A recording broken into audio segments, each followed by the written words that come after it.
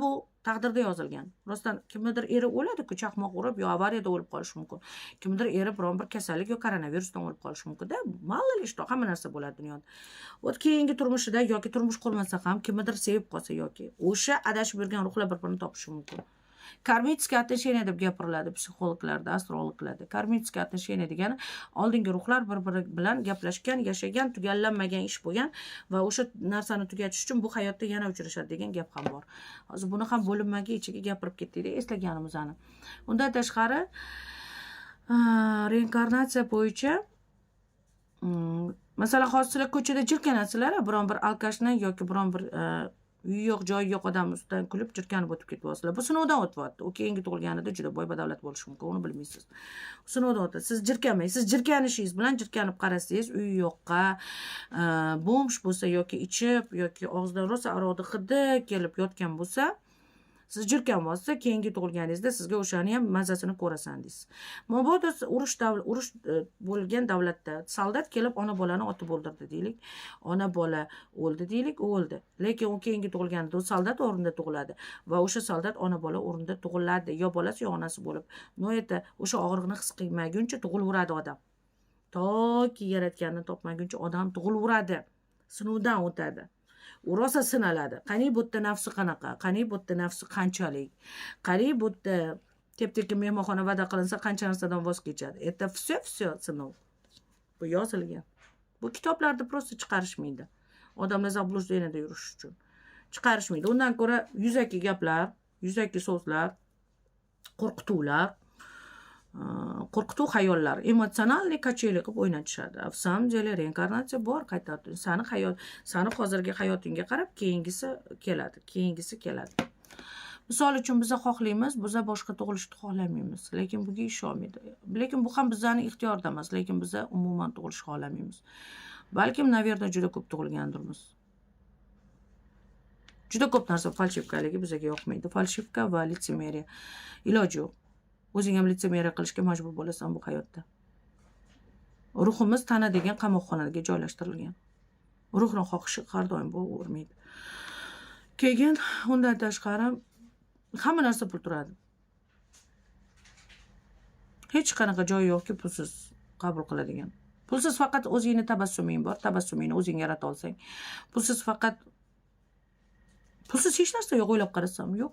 Hatto ziyoratga bormoqchi bo'lsangiz ham pulingiz bo'lsa kira olasiz. Pulingiz bo'lmasa ko'chada issiqda qo'jirab bo'lasiz kerak bo'lsa. Hajmi, umrami, pulingiz bo'lsa samolyotga chiqasiz. Pulingiz bo'lmasa kim chiqaradi sizni tekindan-tekin. Agar tekindan-tekin chiqarayotgan bo'lsa, demak sababi bor. Kimdir yo sovg'a qilyapti yoki kimdir sizni sotib olyapti. Pulsiz hech narsa yo'q.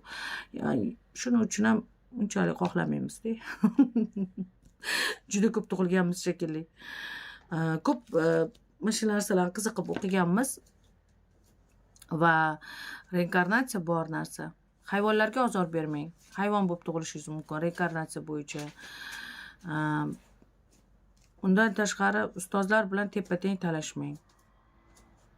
Sizga ham shunaqa narsalar bo'lg'usidir. Yoki bo'lmasam, yoqmasa uzoqlashing, lekin talashib o'tirmang. Yoqmagan ustozlar bo'ladi, bizda ham bo'lgan. Prosta biz uzoqlashganmiz, lekin teppa-teng talashmaganmiz. Ba'zi birlarga o'xshab. Keyin undan tashqari yana bitta sekretni aytib ketay. Bunga xohishoning, xohisholmang. Doim psixologlar hamma aytadi. O'zingni yaxshi ko'r, o'zingni yaxshi ko'r. Ko'pchilik o'zini yoqtirmaydi-ku. Ich-ichidan o'zini yomon ko'radi. Ko'rinishini, gaplarini, sevgisini, istoriyasini o'zi yoqtirmaydi-ku. Uf, deydi. Lekin irshib turadi. Aqlli, empatiyasi bor. Lekin o'zini yoqtirmaydi. O'sha o'zini yoqtirmaydigan oynaga qaragan aksi o'sha uning oldingi hayotida dushmani bo'ladi. Dushmanning yuzini qo'yib qo'yilgan obloshkaga kiradi. O'shaning ham mazasini ko'rish uchun. Shuning uchun inson o'zini o'zi yoqtirmaydi. Birovni yoqtirish mumkin, birovni hayotiga qiziqish mumkin, birov o'zini o'zi yoqtirmaydi. O'zingni o'zing sev deganda o'shaning uchun jaranglab chiqyapti. O'zingni yoqtir, o'zingni to'g'rilab nima qilsang, keyingi hayoting undan ham zo'r bo'ladi degani. Bo'tta misol yana hasad ham shu ruhdan ham o'tadimi deyman-da. Hasad ham shu ruhdan ham ta'siri bor deb o'ylayman. Qanaqa yashagan Xudo biladi. Hasad, kibrlar ham shu. aytadiki, oldingi tug'ilganida shu hayvon bo'lgandirda, keyingi tug'ilganida inson bo'lib tug'ilib qolgandir. Balkim o'shaning uchun kibrlanar. Bo'lar bo'lmasga katta ketar. Ozgina moli dunyosiga ishonib o'tib ketar narsaga. Mana bu juda katta ketadiganlar bor, katta gapiradigan qaynonalar bor, katta gapiradigan qaynotalar bor, katta gapiradigan qudalar bor, katta gapiradigan qaynopalar bor, katta gapiradigan kelinlar bor. Qo'lini beliga qo'yib olib, katta gapiradigan erkaklar bor. Shular oldin balkim hayvon bo'lgandirki, keyin o'sha odam qiyofasiga kirib olgandan keyin so'rab, shu odam bo'lganidan keyin juda kattalanib, kibrlanib ketsa kerak-da. Da, bo'lishi mumkin. Bu hayotda hamma narsa bo'lishi mumkin. Reinkarnatsiya shunaqa, sizni oldingi rosa ko'p bunaqa gaplarimiz, shunaqa faktlarimiz ham bor, lekin aytolmaymiz. Vaqtimiz ham chegaralangan, shundoq ham oshib ketdi 20 daqiqadan. Reinkarnatsiya bo'yicha kelgan, lekin siz proшлый жизньga qiziqmanglar. Proшлый жизньga qiziqmanglar. Oldin kim edim, nima bo'lgan edim, men kim bo'lganman, bu narsaga qiziqib o'tirmang. Kerak emas. Reinkarnatsiya haqida ma'lumotni eshitdingizmi? Oldinga olg'a, mehnat qil, pul top. Kerak emas bu narsani kovlashtirib, gipnozchi qidirib yo psixolog qidirib. Kerak emas. Bu просто info, bo'ldi, eshitding. Fantastika, всё. Kerak emas buni qidirib orqasiga. Bo'sh paytingda, ishdan bo'sh paytida pul topganingdan keyin, xolodilniging to'la bo'lsa, oilang tinch bo'lsa, ering tinch bo'lsa, sevgiling tinch bo'lsa, keyin olib sekin reinkarnatsiya haqida ma'lumot qidir. Bo'ldi, shu narsaga kirib ketma, ishing, puling qolib ketmasin.